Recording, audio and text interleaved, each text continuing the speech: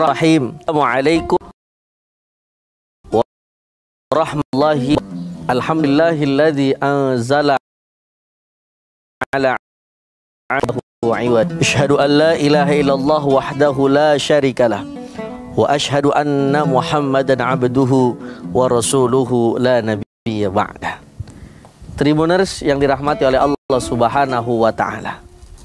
Ketika kehidupan ini penuh dengan problematika dan masalah yang ada di sekeliling kita, tentu saja namanya manusia hubungan dengan manusia yang lainnya.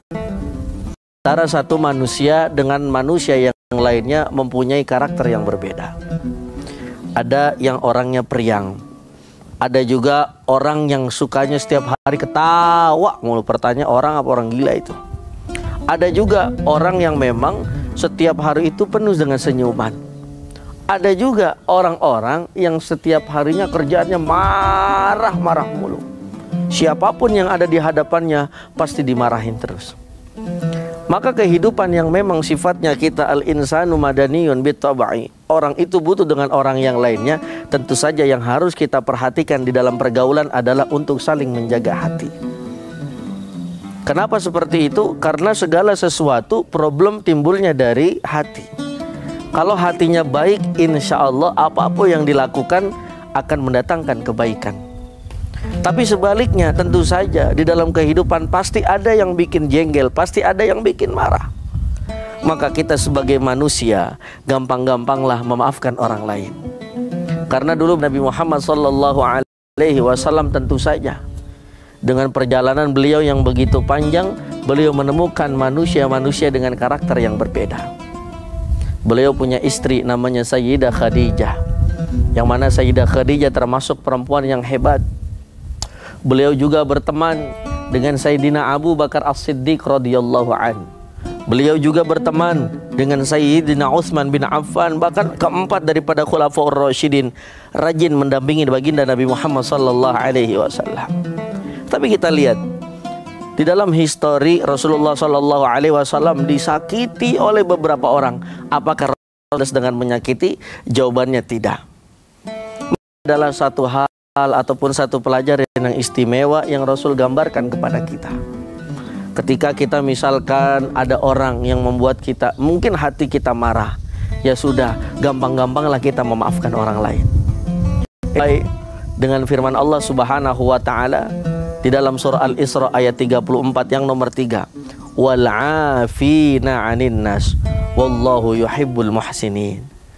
Berarti kalau kita termasuk orang-orang yang mampu memaafkan daripada segala kesalahan orang lain, maka kita termasuk orang-orang yang berada di jalan benar dari Allah Subhanahu wa taala. Maka dari itu, apalagi ini bulan suci Ramadan, nanti setelah bulan suci Ramadan ada namanya bulan Syawal, di mana di situ ada peringatan Idul Fitri, yang dimana kita dianjurkan untuk saling memaafkan kesalahan orang lain.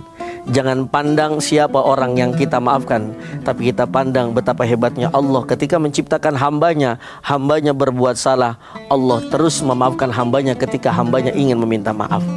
Maka kita terlebih sebagai seorang makhluknya Allah Subhanahu wa ta'ala, jauh dari kata sempurna. Maka ketika ada orang berbuat salah kepada kita, ya sudah, ketika dia datang ngetok rumah kita, tok tok tok, assalamualaikum, waalaikumsalam, tolong maafkan kesalahan saya yang kemarin. Maka tugas kita adalah memaafkan kesalahan orang lain. Tapi Pak Ustadz, kesalahannya udah besar, kesalahannya sudah fatal, lalu bagaimana? Apakah saya tetap memaafkan? Maka jawabannya adalah tetap maafkan saja kesalahan orang lain. Karena kita tidak tahu lewat jalur mana kita masuk surga. Bisa saja kita masuk surga lewat jalur kita dengan memaafkan orang lain. Tribuners yang dirahmati oleh Allah Subhanahu wa ta'ala.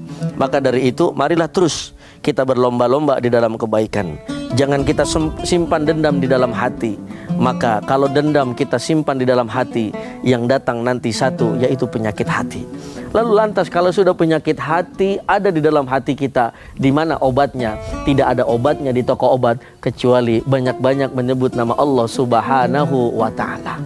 Pada akhirnya Tribuners yang dirahmati oleh Allah Subhanahu wa ta'ala, ada sebuah pantun, jalan-jalan ketemu Mas Untung, beli ke Tanah Abang membeli kain.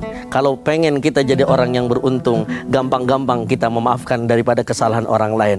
Wassalamualaikum warahmatullahi wabarakatuh.